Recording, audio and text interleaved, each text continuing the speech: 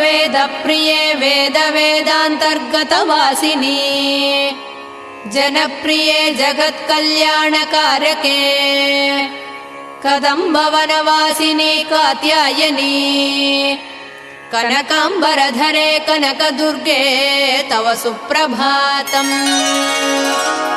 कल्पवृक्षे महाकल्पादिकालनिर्णये मातः मधुसूदनादि महादेव विनुते मन्दाकिनी सलिलसेवितपदे मन्दस्मिते कनकाम्बरधरे कनकदुर्गे तव सुप्रभातम्।